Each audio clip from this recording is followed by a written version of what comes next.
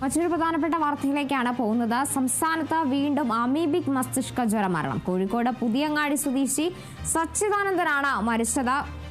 ഒരു ഇടവേളയ്ക്ക് ശേഷം, അല്ലെങ്കിൽ ഈ വാർത്തകൾ നമ്മൾ നൽകിയതാണ് മുമ്പായെങ്കിലും അതുമായി ബന്ധപ്പെട്ട ഒരു ഇടവേളയ്ക്ക് ശേഷം വീണ്ടും സംസ്ഥാനത്ത് ഒരു അമീബിക് മസ്തിഷ്ക ജ്വര മരണം സ്ഥിരീകരിച്ചിരിക്കുകയാണ്. കോഴിക്കോട് പുതിയങ്ങാടി സ്വദേശിയായ സച്ചിദാനന്ദനാണ് മരിച്ചത്.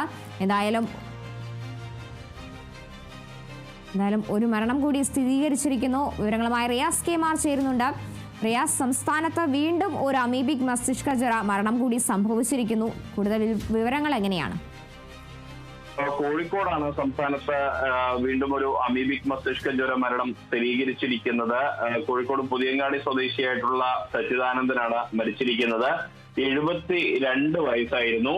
ഇദ്ദേഹത്തെ രോഗലക്ഷണങ്ങളോടുകൂടി കോഴിക്കോട് സ്വകാര്യ ആശുപത്രിയിൽ പ്രവേശിപ്പിച്ചതായിരുന്നു. കഴിഞ്ഞ ഒരാഴ്ചയായി ഇദ്ദേഹം ഈ കോഴിക്കോട് നഗരത്തിലെ സ്വകാര്യ ആശുപത്രിയിൽ ചികിത്സയിൽ കഴിഞ്ഞു വരികയാണ്. അതിനിടെയാണ് അല്പം മുൻപ് ഇദ്ദേഹത്തിന്റെ മരണം സംഭവിക്കുന്ന ഒരു സാഹചര്യം ഉണ്ടായിരിക്കുന്നത്. വീണ്ടും ഒരു ഇടവേളയ്ക്ക് ശേഷമാണ് കോഴിക്കോട് ജില്ലയിൽ, സംസ്ഥാനത്തിന്റെ മറ്റ് വിവിധ ഭാഗങ്ങളിൽ സമീപകാലത്ത് അമീബിക് മസ്തിഷ്ക ജ്വര മരണം ഉണ്ടായിട്ടുണ്ടെങ്കിലും കോഴിക്കോട് ജില്ലയിൽ ഒരു ഇടവേളയ്ക്ക് ശേഷമാണ് വീണ്ടും ഒരു അമീബിക് മസ്തിഷ്ക ജ്വര മരണം റിപ്പോർട്ട് ചെയ്യുന്നത്.